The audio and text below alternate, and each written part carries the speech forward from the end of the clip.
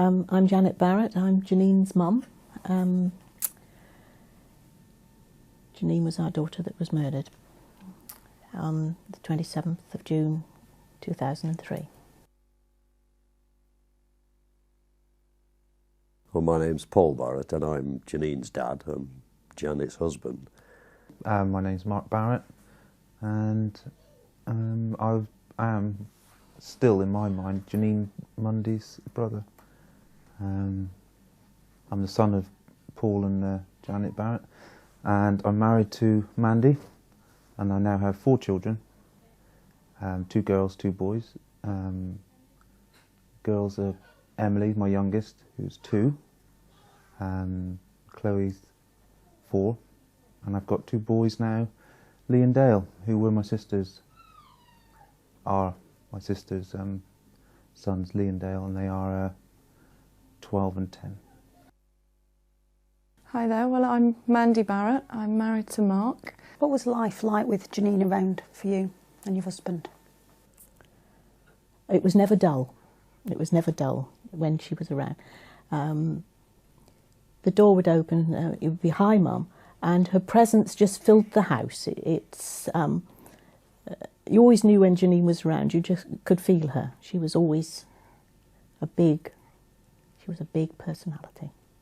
Not a noisy one so much, but just a big personality. Oh, she is an absolute cracker. Bit of a tomboy, very full of life, bossy. She used to organise everybody, including me and Janet, my wife. Everything to her has its place, apart from where kids are concerned, and they could create havoc and it didn't matter. But as I'm sure most fathers or most parents will know, that fathers and daughters always have a special relationship. Wonderful person, lovely person. Janine was my sister-in-law. She was also my best friend. She was our witness at our marriage and my birthing part, both times when both children were born. Tell me about how she met her husband. She'd gone to her friend's party, and her friend's partner's best friend was Wayne. And they got together, and she was 17. Yes, 17. And swept off her feet by someone that was 5 years older. And they were very shortly engaged, and they got married, had a lovely wedding. And everything looked absolutely fine, you know. Tell me about Janine and the boys. Oh, the absolute light of her life. The boys always came first. She loved them dearly. Nothing was too much trouble to do for them. She'd run them everywhere.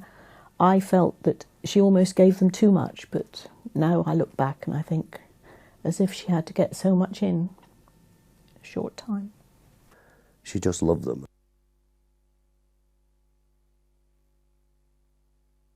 So she decided that the marriage was over and that she was going to leave. What happened then? I think the verbal abuse had become too much, and the finances and things, and she thought I'd be better off on my own. It'd be a more peaceful life and I'd know where my money was going. Absolutely Let rip, verbal abuse. I mean, the venom that poured out from him was quite unbelievable. It was quite horrific to hear it, which made me then finally realise I then got to see the person that he had been hiding, or mostly hiding from the rest of us. So I got to see the real Wayne. How did he make her feel? Terrified. But she became quite, in a way, quite insecure. She was very nervous. I wouldn't say paranoid was the word, but if for someone who'd never met Wayne or only ever seen the good Wayne, they would probably have thought, you know, why is she so worried about him? You know, he's never going to do that. But so in some ways they maybe would have thought she was paranoid.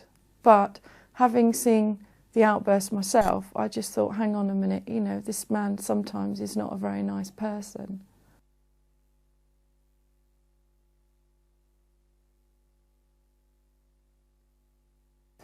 Tell me about an incident that happened a few weeks before Janine was murdered.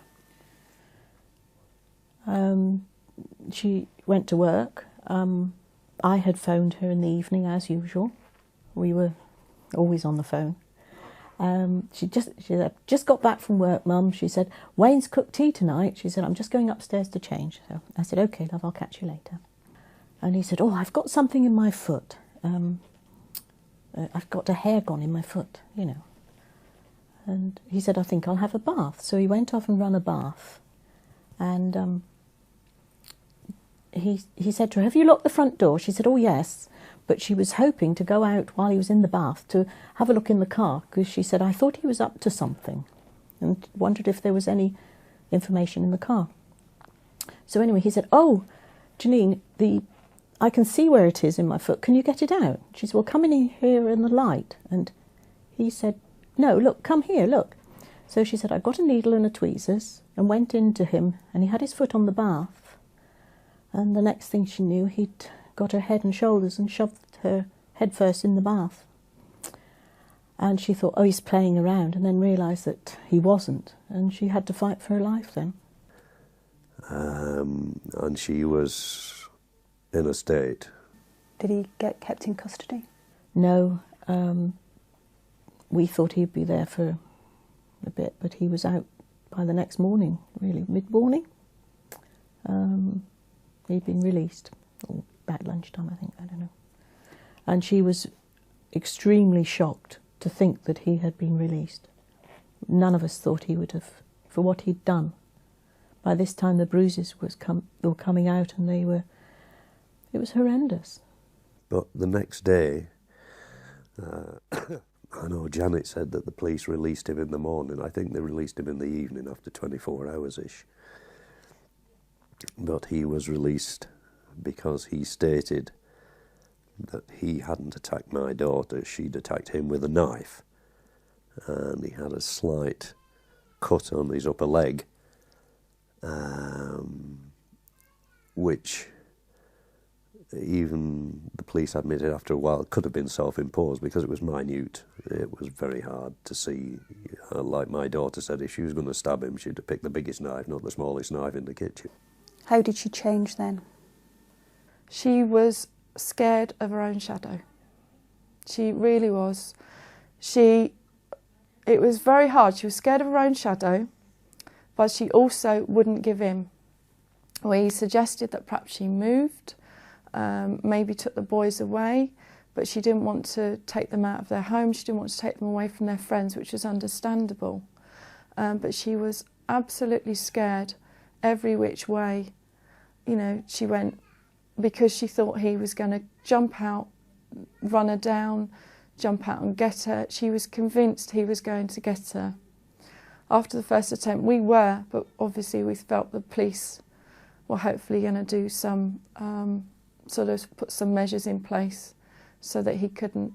But as I say, we weren't fully aware of all the bits and points of law at that point and didn't realise that Wayne could basically walk around a free man and really do what he wanted to do.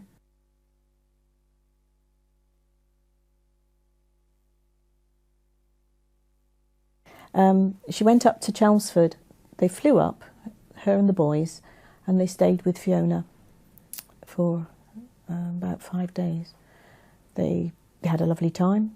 I think she spent a lot of time reading, and they went into London a couple of times. Or I think they went to Southend and London, or went on the Eye, and she came back. When she came back, she felt more confident and felt that she's going to be all right, she's going to cope on her own. And I said I'd come down that night. She said, no, Mum, I'll be all right. Workmate also said they would come in, but we didn't. I saw her in the morning. We had a big hug and a kiss. Love you, Mum. I said, love you lots. And I gave her a necklace I'd just bought for her. It was a little sea pearl one. She loved it. So we had a coffee, trimmed the clematis because it needed trimming, and I said, I'll leave all the rubbish with you because you haven't got any bags to put the rubbish in, but speak to you later. So she said, yeah, I've got to put the tent up this evening. So she gave me a very quick ring in the evening about 7, saying, "Mum, I'm running late." Went out with Mark in the park, came back, went to sleep. I'm now running late. I've got to go and put the tent up. I'll catch you later. I'll catch you tomorrow. And when she came back from putting the tent up, she'd rung her friend Kim, and that's the last anyone heard from her. He got in that night. He got in and he had a list of what he was going to do. He strangled her. And to make it look like suicide, he hung her over the banisters. And the horrific thing of all this was that the boys had heard and the boys had seen it all. He then left them in the house. And he said, "When I get back to Grandma's house, give me a ring and say you found Mummy hanging." And this is what the boys did. And to think that he left them in the house with Mummy hanging. They said to me, "We kissed Mummy, but and we couldn't help Mummy because we knew Mummy was dead." And I will say that the night it happened, she'd regained her confidence, having been away for a holiday for a week. She'd regained her confidence enough that she didn't feel she actually needed anyone to stay with her. And unfortunately, I think that guilt of not staying there is going to live with me and probably my husband and his mother for the rest of our lives, that we weren't there that night.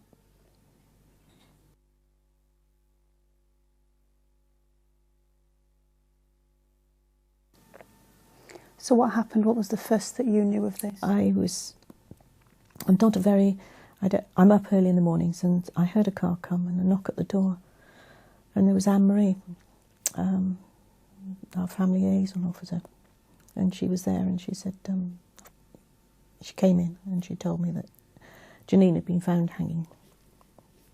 And I called Paul. We were both absolutely stunned.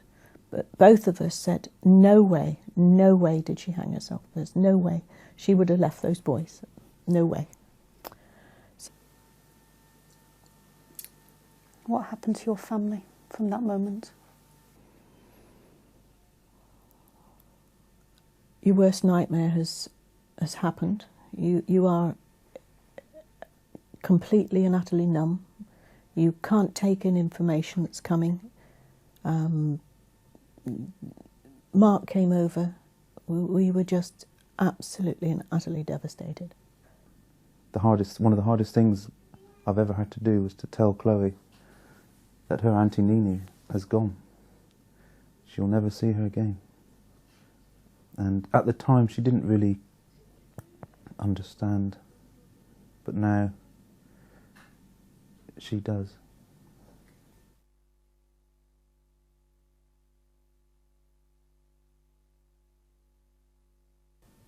I'm making this video because I want to help other people, and it's what Janine would have wanted, to help other people. You have got to listen. You've got to listen to whoever has any of the information. Really make sure that it's sifted out properly. You've got to listen to everyone, and if in doubt, go higher. Find out more details. Please, don't let anybody else go through what I've gone through. Just isn't. Sorry. It's so difficult to put into words. You know, you people have got people's lives in your hands, and you have got to respect that. Take it seriously.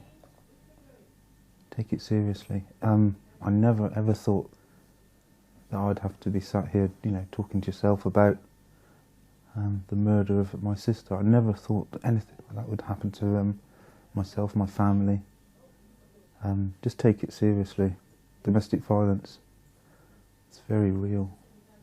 There's no such thing as domestic violence, it's violence. If it happened on the street, it'd be assault. I asked you to think of a name for this training video. What have you come up with? Her nickname, which she I always signed off her mobile. It was J9. If you look at her name, it's J-A and N-I-N-E, J9. And her uncle used to tease her and call her J9 when she was little. And she'd stamp her foot and say, "No, I'm Janine." But later on, she started to use the J9 as her call sign and signing off when she was using her mobile. And I would like the video, the J9 training video, in memory of her.